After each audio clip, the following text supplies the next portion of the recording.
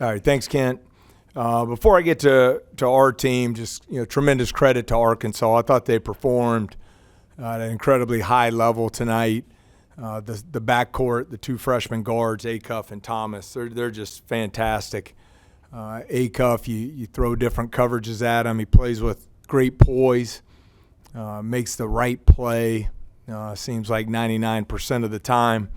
I think on the defensive side of the ball, we had some opportunities on the offensive glass. We had some opportunities around the rim, but their rim protection, led by Brazil, we just could not finish around the basket. And on a night where you're really struggling from behind the three-point line, it's difficult to keep up with their offensive firepower there. So tremendous credit to Arkansas for a great performance. Injury-wise, I don't know if you saw it, but Max McKinnon injured his knee there.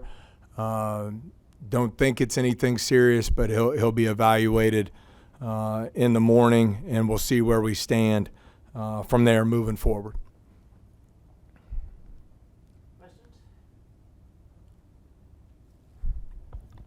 Yeah, kind of going off that, what stood out most about Brazil in the two times that you've played them?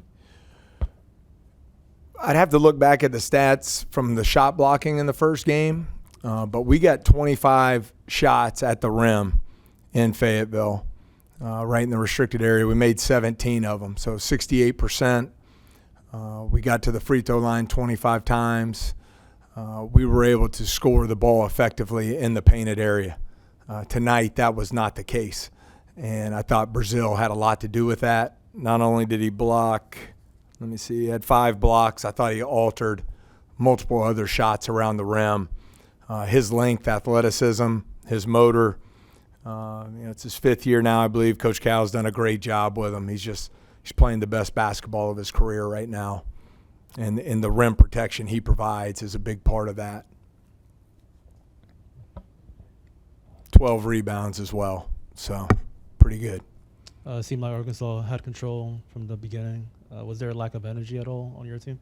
No, I don't think it was lack of energy. I thought it was lack of execution at times, certainly. But I just think tempo-wise, their efficiency in the half court with Acuff leading the charge there, you have to score some with them. You're not going to hold. They average almost 90 a game. So they had 42 at the half, all right, but we were 34% from the floor, 2 for 10 from 3. We were 3 for 7 from the line, and that doesn't include a front end of a 1-on-1. So we left some opportunities on the board. Certainly wouldn't have gone in with the lead, but you have to be a lot more efficient there offensively in the first half to keep that a single-digit game going into the break.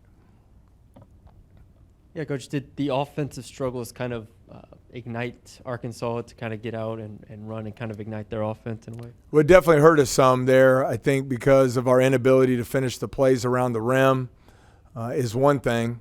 But some of the missed threes, I thought, led to long rebounds, and their speed and athleticism in the open floor it's phenomenal. It's one of the tops in the country. And so I thought in the first matchup, we were able to control tempo better. We got high-quality shots at their place. We had single-digit turnovers. And tonight, that was not the case. Some of our turnovers and long rebounds on missed threes, I thought really fueled their transition attack where they're really successful there. Coach, Pablo mentioned that a big part of this loss, he said it was a confidence issue.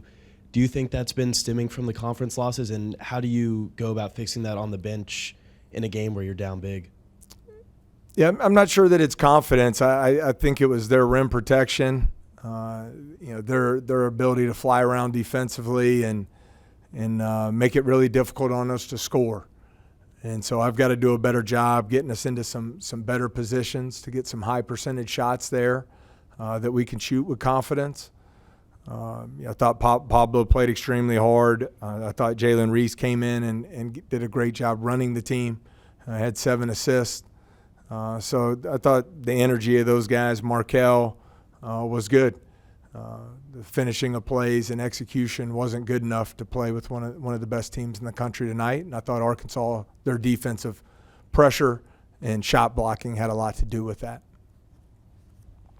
Coach, could your inside defense have been better? Seems like they got a lot of layups, and do you think many of those or some of those were almost uncontested? Well, you look at the rim protection; they blocked 10 and altered a lot of shots. We didn't have any blocks around the rim. I thought Acuff, whether it was in transition or in the ball screens, put a lot of pressure on our defense. And then to Matthew's question about the transition, when they got out in the open floor, I thought that led to some easy lobs and layups for Arkansas there. I think what makes Acuff so difficult to cover is his ability to score it in a variety of ways. He gets all the way to the rim with his speed and quickness. He's got a great mid-range game, can shoot it from three, obviously a great passer. And then I think one thing probably underestimated, Coach Cal's done a great job with his movement without the basketball. He works the baseline, uses those screens, does a great job reading the screens and getting them easy shots. But, Glenn, I do agree. Their rim protection was terrific, and ours was not existent. Ron Zipper, he was out. Can you explain why he was unavailable? Sure. Ron, last week in practice during the bye week, he got hit in the head in a competitive segment, nothing intentional, but that put him in the concussion protocol, and so he has still not cleared those protocols. Would expect him to be back soon. He's doing non-contact stuff now, but he still is not fully cleared from the concussion protocol from last week's collision. Yeah, Arkansas shorthanded this time around. Did that alter tonight's game plan in any way? I mean, Knox and Wagner are terrific players, but the two games they played without them, they've played exceptionally well. They don't play a lot of guys, and they usually just play 8 guys. I think it's added Sealy some minutes for them off the bench, but overall their plan of attack hadn't changed. Acuff and Thomas controlled the game in the backcourt, and that's why they'll be first-round draft picks. They're terrific. Matt, clearly y'all have had a lot of headwinds this year with the injuries, and now McKinnon not getting to play much tonight. Big picture, where do you find the optimism in your program? Where do you say, yeah, things will be better eventually? Sure, Scott. Just grateful for everything. Disappointed in tonight's results, clearly. Unfortunately, there's been, as you mentioned, a couple injuries here and there.